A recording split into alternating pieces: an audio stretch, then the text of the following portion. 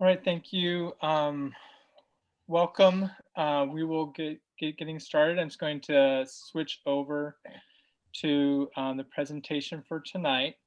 Um, my name is Aaron Jorgensen, and I'm the Program Supervisor of Extended Learning. And the rest of our panelists will be introduced here shortly. And I'm just going to go ahead and switch over to our presentation for this evening. Just give me 1 second.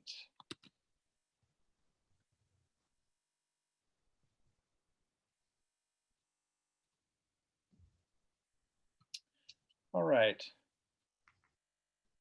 So again, welcome, and we hope that everyone is doing well during these times. And thank you for taking the time to join us. We wanted to make sure that we updated families and let them know about some of the new developments that have been coming out, and then also just give all information that we have at this time. And things are changing rapidly. But however, we will be sharing the information that we have currently, and to help in order to help all of you to be able to navigate this time and support you. So for tonight's agenda, we will have introductions, and then we'll have, I'm going to go a little bit over the current state guidelines, the reopening plans, which I know many of you are interested in, program updates, the academic and social emotional support, family resources, and then we'll have a time for some questions and answers before we close. And so first we will start off. First, we'll start off with our introductions, and I'll hand it off to Dr. Roach. Good evening, parents and students and families. I am Dr. Linda Roach, and I'm the Bears teacher at BAM. Good evening, parents. This is Nasrin Gold, and I'm a Bears teacher at Jefferson. Welcome to the meeting. Good evening. My name is John-Tanika Battle. I work at John Muir with the Bear students from kindergarten to 2nd grade. Good evening, everyone. It's Miss Latanya, also at John Muir with 3rd to 5th grade. You're muted, Miss Devia. Hello, everyone. I am the Bears teacher from Malcolm X. Currently, I am TK through 5th grade, and welcome. Thanks. Hello there, I'm Joan Ludington. I work at Rosa Parks with all the Bears kids. Hello, my name is Paulette Butler. I work at Sylvia Mendez with children from TK through 5th grade. And hello, I'm Lynn Myers. I work at Washington with all the Bears students. Great, and we also have our instructional assistants you can see on this screen, and I know some are attending the meeting, and we just didn't have space for everybody to be joining us, but they are also valued members of our staff. And so going into the current state guidelines, I just came off a meeting yesterday with the state, and this provides some of the current information that has just come out recently. So I'll just read this directly since it's a little dense. So on September 18th, 2020, the governor signed Senate Bill 820, which includes permitting direct service contractors who operate on a local education agency or LEA campus that is closed by local or state public health guidance or orders to remain closed and be funded to be operational when the LEA has required the early learning and care program to close. In order to promote continuity of care, the LEA authority is required to prepare a plan for safely reopening those early learning or childcare programs as soon as safely possible, but no later than when the LEA campus opens for in-person instruction. And so what this means is we are part of an LEA with being a part of the Berkeley Unified School District. And so we, with the district currently closed, what this means is that we are still eligible for funding with the state, and we are working to open soon. And so I will go into some of that right now. So in phase one, as many of you probably have seen through the superintendent's emails that went out last Friday, right now, the plans are to have a phase one in which on November 9th, the plan is to have small cohorts of up to 8 students open up during the school day at 4 elementary schools. And this is really to support students, especially students who are struggling in this time. And those 4 schools that were decided upon were Jefferson, Malcolm X, Rosa Parks, and then the new Oxford site at West Campus.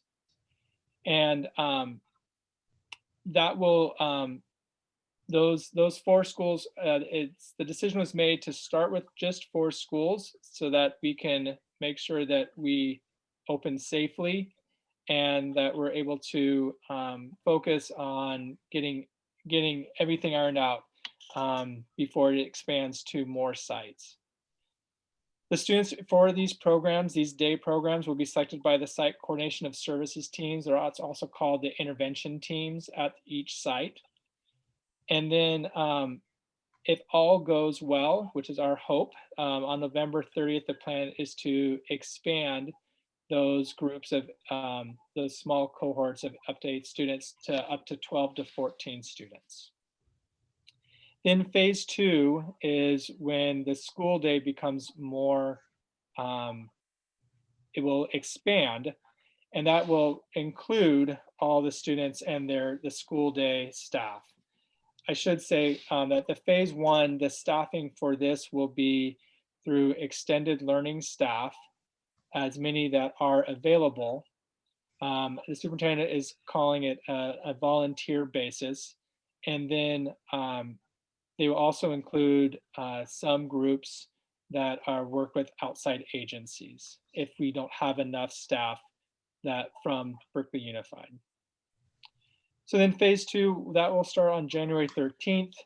The thinking behind that is to give families a chance to quarantine and coming back from being away and possibly traveling away and seeing other extended family. And that reopening would be a hybrid model for starting with TK through 2nd at all school sites. And then during that time, the BEARS program will be available. And we will, just in similar way to the school day or the current guidelines around cohort size, we would be having classes of up to 14 students. And really, I was in talks today with the City of Berkeley officials, and I was reminded that the 14 students is the approximate size. Really what our limitation is around the physical, is our physical site and how much space we have in the rooms. And so that there has been studies that have been done for all of the classrooms across the district. And in general, that size is about 12 to 14 students. So those for the BEARS classes, those will be staffed by 1 teacher and 1 IA. And then on January 20th, 1 week later, the plan is to have that expand to grades 3rd through 5th at all school sites. Now, next we'll have some program updates. And if you have any questions, you can start to type it into the Q&A section. And also we'll have time at the end, but if you could please, if you have any questions, you can start typing it there, and then we will answer those questions at the end of this evening. So for program updates, we will continue to not have fees as long as students are not being seen in person. The state's guidance is that once students are being seen or are in an in-person program, then fees will be charged. And so as of right now, that will not be happening.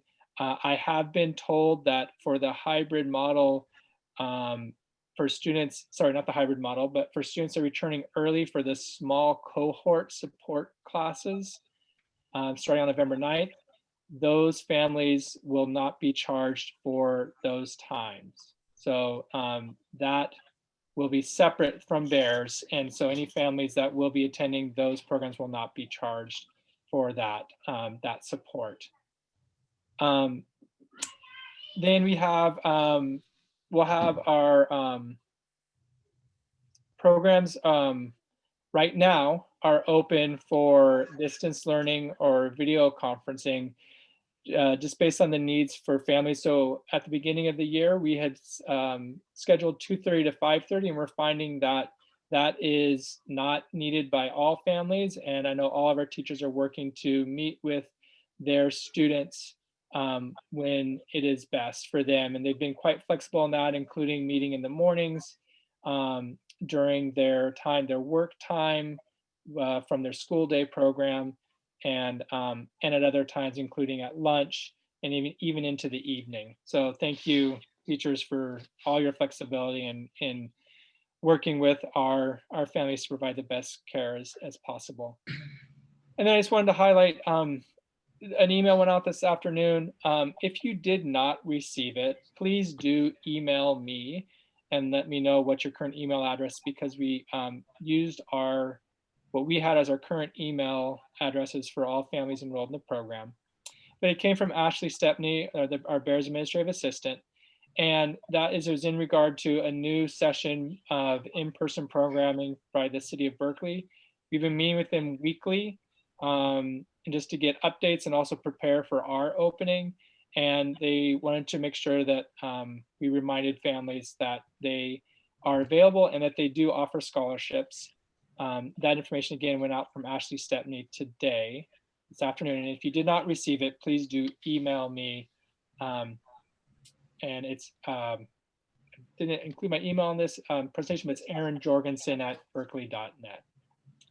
And those applications are due on Thursday at 2 p.m. for their new session starting in November. And I was just told today that they will plan to have another session in December. So next, I'm going to go ahead and hand it off to Miss Paulette Butler, and she'll talk about some of our academic and social emotional support. Hello, everyone.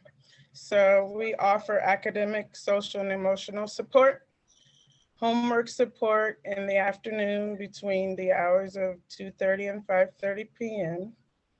Also, we offer one-on-one support is available at other times, including mornings during the school day, joining breakout rooms with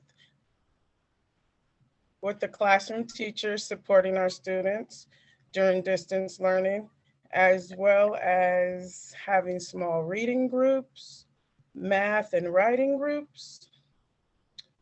For social and emotional check-in times, for students to socialize with with peers, play games like hangman, trivia games, also sharing out their weekends.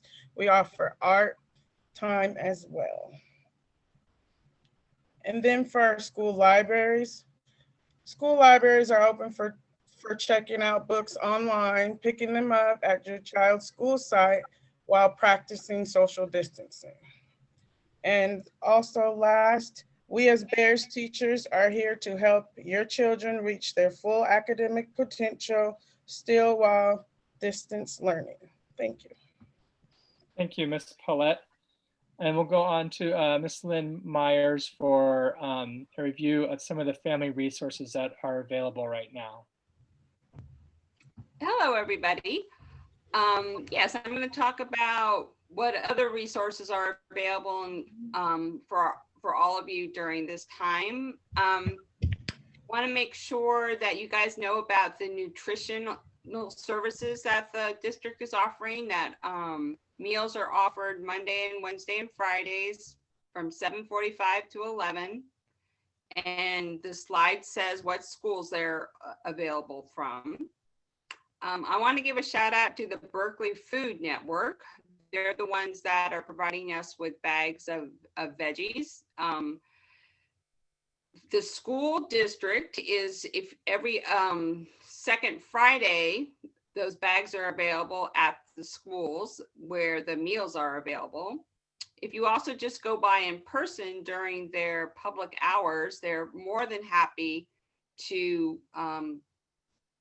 supply you with a bag of vegetables or any other food that has been donated to them on that day. Please don't be shy about that. They're all there wanting to give away the food that other organizations have given to them. So they're a great resource for all of us. And they're just off University on 9th Street.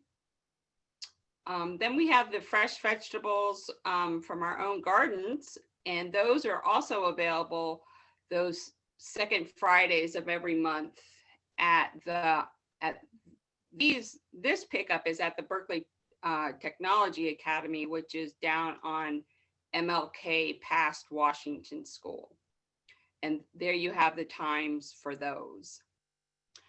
And let's see, I want to give a big shout out to the Office of the Family Engagement and Equity Specialists. They have direct access to the Berkeley Schools Fund. They're kind of our liaisons, and the Schools Fund have gift cards. They're able to provide checks for families that need some resources. It's definitely a source for all of you. It's just a question of accessing them.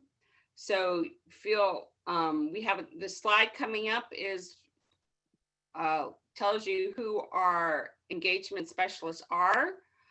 If you feel more comfortable going through your BEARS teacher, we can contact the engagement specialist to give you a call. But again, I would highly recommend that you contact your engagement specialist if you're finding yourselves in need of any kind of resource. The school district has resources and they want to distribute them to people who need them. And again, and the final resources are EdHub.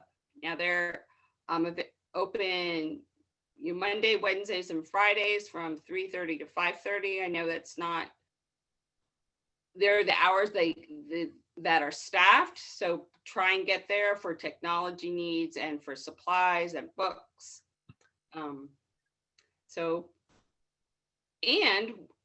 The final thing that we just got an email about, that if you have more than 3 children, the Berkeley Schools Fund is now has a grant to provide free internet access. So if you have more than 3, if you have 3 children or more within the district, so that's another opportunity you can take advantage of by contacting your family engagement specialist. Thank you, Lynn. So again, here's the family engagement specialist, and like Lynn said, if you can go directly to them, or you can speak to any of us in order to get plugged into these resources. The Berkeley Public Schools Fund has done a great job during this time in mobilizing and really helping our families in any way possible. And so we are very thankful to them, and as also the Office of Family Engagement Specialists, who are doing all they can to help our families.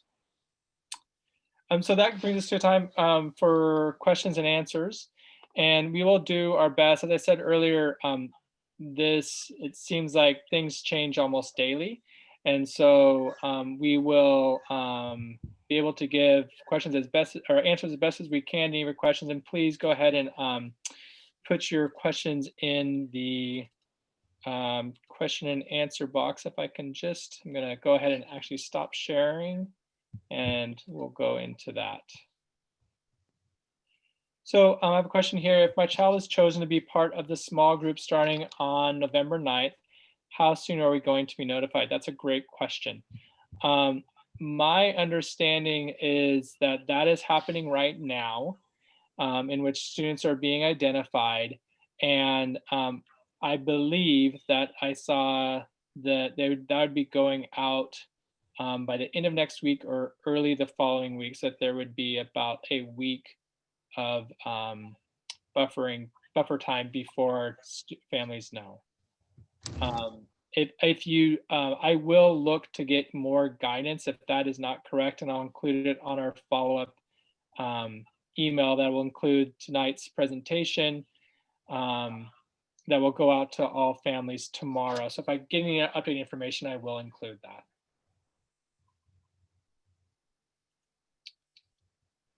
Are there any other questions right now? And then, and if I don't see any right now, I will open up to some of the Bears teachers if there's anything else that you have heard from your families that you would like to share during this time. I have another one here. So it says, my understanding from last week's board meeting is that there is no plan for this year to get families full day care. Is that correct? So I believe this speaks to what you're asking, Andy. It is, right now, there will be, when we return, the plan is to return to a hybrid program starting on January 13th. And my understanding right now is that it's going to be where each class will be split into an A and B group, and an A group will attend on Monday, Tuesday, and the B group will then in person, while the B group is still in distance learning. And then on Wednesday will be a day for cleaning and professional development. I think small group meetings or meetings like with for special education. And then Thursday and Friday is when Group B would go for in-person instruction, and Group A would have distance learning. And so with that, what that would offer is students who are attending in person on Monday, Tuesday, we would have Bears available to them. And students who attend in person on Thursday, Friday, Bears would be available to them at that time. This, I know that there is discussion around still providing support for families during the school day. When we go back to the hybrid format, that is something that I have not been involved with recently, but there has been discussion to have that support, and we will share that information as we receive it. But as of right now, what we do know is that Bears will be open on the days when we return to in-person instruction to provide care for students after school that are attending that day. So I believe that answers your question, Mandy. But again, things change so much. We hope to be able to support families as best as possible, given the guidelines by the state and our local health officials, which, as I think most of you know by now, Berkeley is one of 3 cities in the state of California that has their own health department and public health officer. However, in being in a lot of meetings with them, with the health department and the health officer, they do work very closely with the county, Alameda County, to be in line. Thanks, Mandy, for the follow-up. I see if kids can't be in 2 pods, how is Bears able to offer after-school care in the hybrid model? So that that is where we will, they will be working to, sorry, students can be, in the latest guidelines, and I believe this is by the county or the state, students can be in 2 pods. So they could attend the school day and then come to their after school, as long as that pod is kept secure and is not mixed. So that is allowed right now. And we would do our best to make sure that the enrollment of students is coordinated with the school day, so that we make sure that we have enough space for all of our students, since we will be limited to, right currently it's 14 students per pod. So it is currently allowed to have two separate groups, two pods during the day.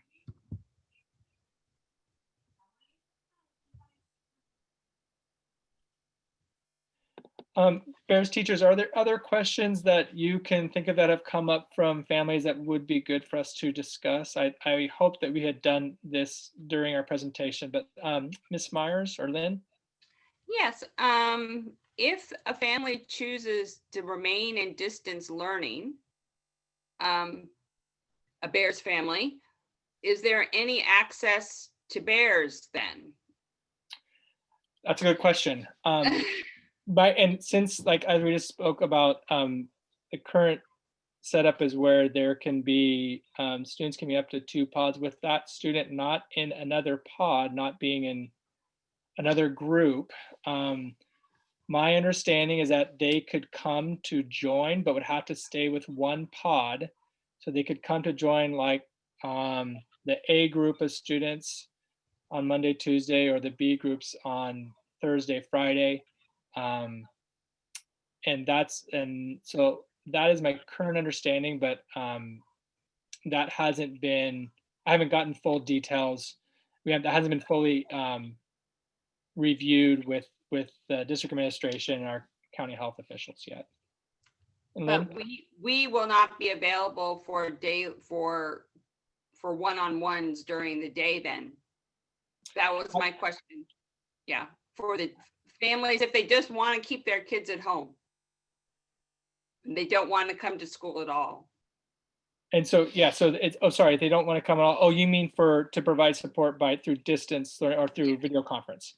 Yes, good question. So that is one area that we are looking to staff to still provide support, because we will need to do that. The state will be requiring that. So if that could be happening either with one of our staff members providing it, whether it be the instructional assistant or the teacher, and working in tandem to support those that we have in person, or it may be that we may have to have other staff help support that, because we will continue to support families who are choosing to be in distance learning. Thanks for helping me clarify that, Lynn. Mhm. Are there other questions or anything else teachers would like to share? I have a question that a parent asked. So she was asking, so when they're there, are we going to be supporting them while they're still doing distance learning? It was like, what are we going to be doing, was her question. And I assume that's similar to what Lynn was just talking about, where if or when, like, for example, if it's a Monday and it's a student in the B group and they are still in distance learning, how we will support them? No, she was saying when they go. So when we go, are we going to be supporting them when the kids in the A and the B group? What are our roles? Will be supporting them for lunch and recess and what did she say? Distance learning, because they'll still be having to do school when they're with us, right? Sorry, Paula, I'm not. So is this for the support during the school day, or is this for when we have the after school program? So it's actually when we first start the first small group. She was asking, okay, what would we be doing when her child, if she lets him come, what would we be doing?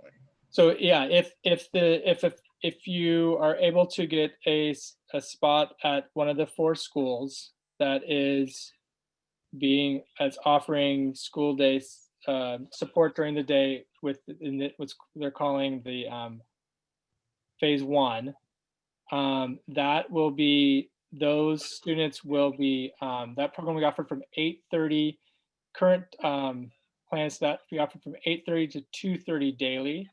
And those students will be supported for their distance learning during the school day. And they'll also have a chance to have some enrichment and recreation, and they will be served breakfast and lunch. And and then have a chance to do, when they're done in the afternoon, they'll have one more chance. I saw this schedule just the other day in which they'll have a chance to, the plan is to get them outside as much as possible and operate outside as much as possible. And so they'd be outside before being released at 2:30. And there's talk of even that going till 3.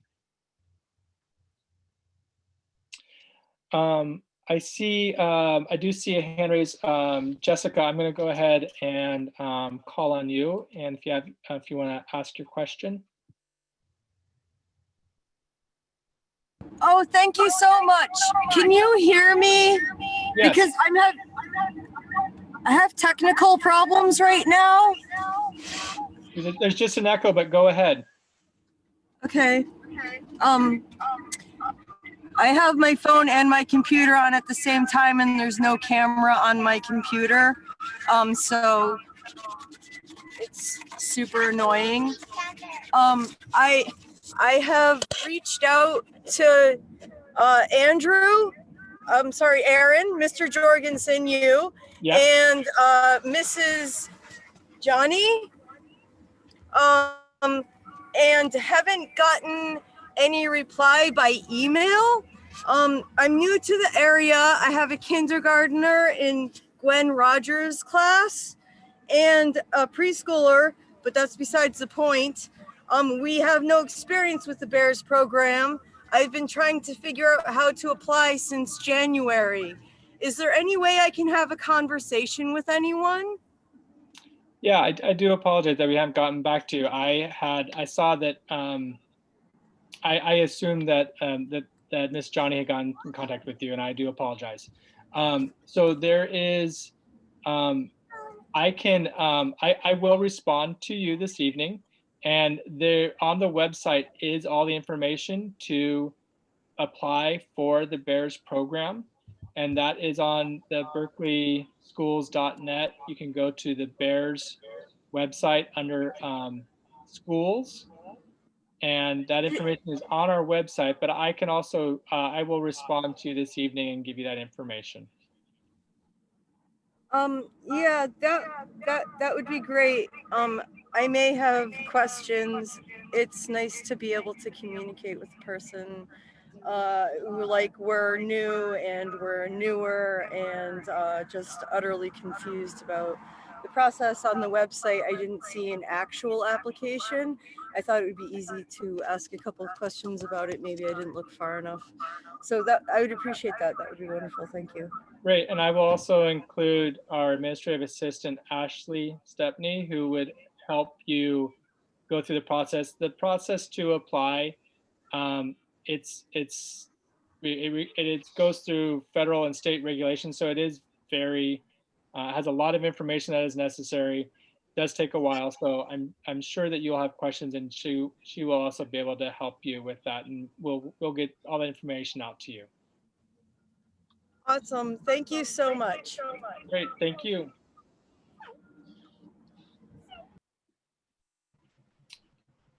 Any other questions or anything else that teachers would like to share that they have heard coming up from their families? Aaron, can you see my hand? It's Divya. Yeah, Ms. Eva, go ahead. Hey, I was just wondering if you could talk a little bit about the busing, because that's what I've heard, because we have children that are allocated from other sites. Maybe if we could talk a little bit about that, kind of just reassuring the parents that if they're like Emerson children, then they will be housed at Malcolm X. Yeah, transportation will be a challenge. I think I saw that our normal buses, large buses, will now only be able to take, I want to say, like 20% of the students they could take before. And so that is going to be an issue. That's something that will have to be worked out. And so I can't give any answers right now as if we can ensure that families will be bused, but I know that's something that is a priority. I do have another question. It says, if my child gets a spot on to start on November 9th, she'll be doing Zoom classes at school or with her teacher in person. So if they do get a spot on November 9th, they will continue to be doing distance learning by Zoom. And however, that will be at one of the 4 sites that was shared earlier: Jefferson, Malcolm X, Rosa Parks, and the new Oxford location at West Campus. And they will get support in person, but they will not be with their teacher. It'll be with a BUSD staff member, or possibly another staff person. Let's see, Mandy, I see you had a question here, and I see you have your hand up, so I will go ahead and have you ask your question. Go ahead. I wasn't sure if you answered my question when Timo is like.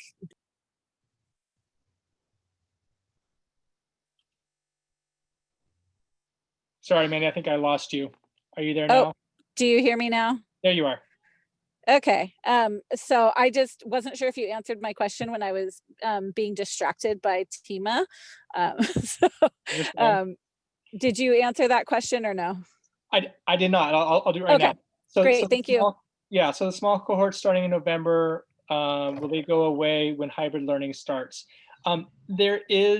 That hasn't been fully discussed. However, that hasn't fully been planned. However, there is discussions to have those continue to support families and especially to support students who are struggling with this with the distance learning. That would be us. I don't have a definitive answer. It hasn't been fully worked out. The concern there is that we have limited staff, and the staff that are being asked to start on November 9th cannot work in the afternoons. They can't have they can't go to they don't want to cross the bubbles. And in the same way, our Bears staff who will be working after school program once we go the hybrid model, currently they would not be able to also work with students during the school day if they are in a different bubble group. Thank you. Sure. All right. Anything else? I'm not seeing other questions right now.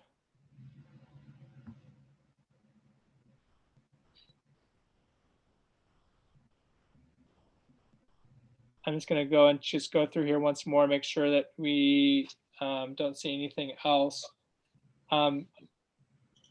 Teachers, anything else that you think would be important to share?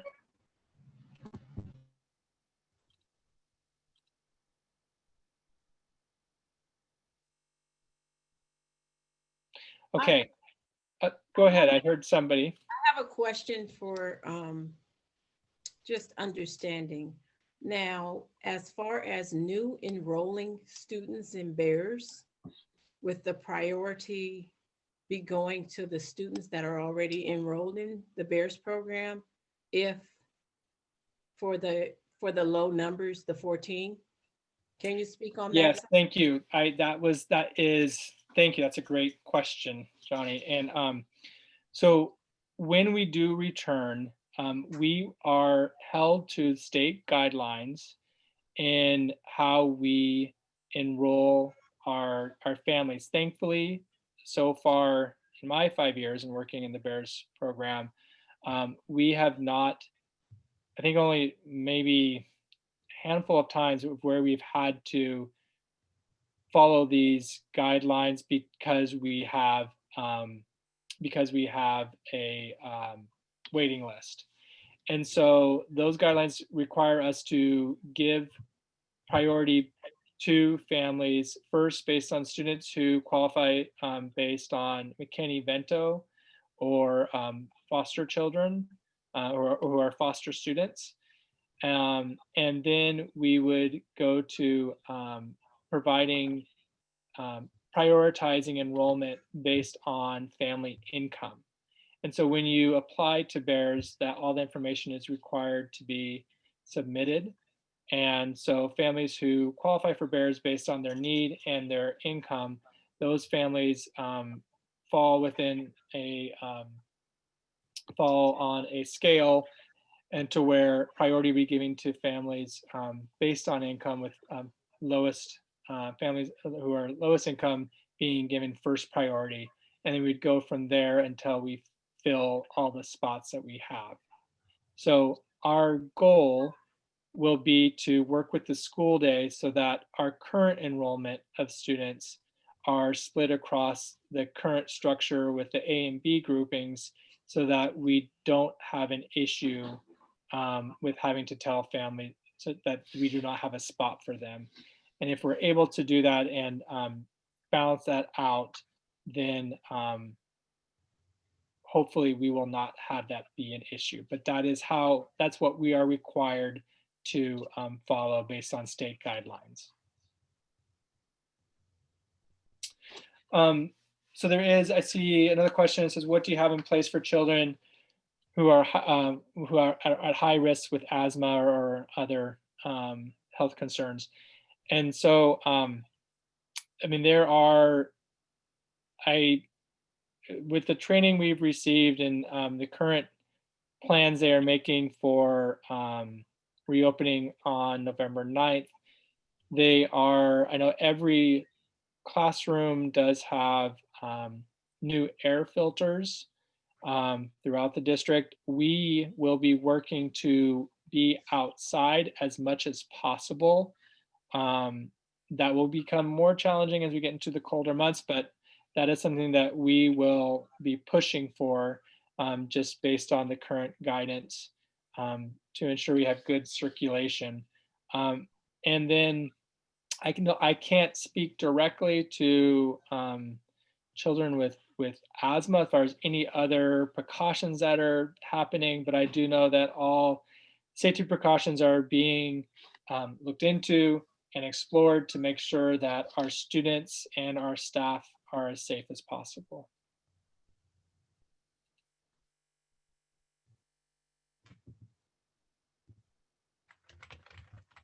All right, I will go ahead and I'm going to I was going to close this out.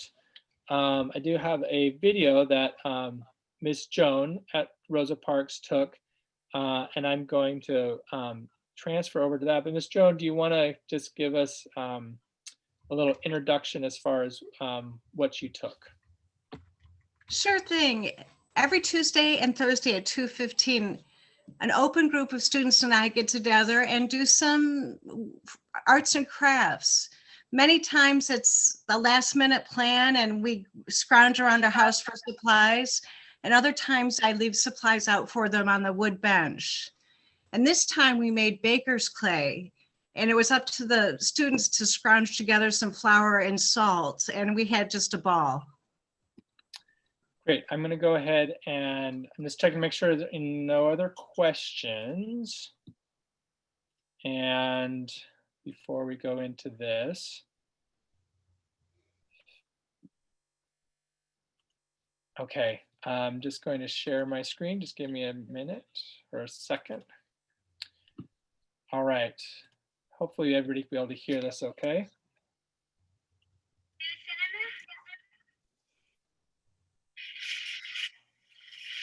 Is she frozen?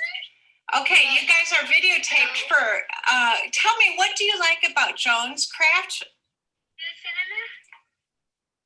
Oh, sorry, it's just restarting.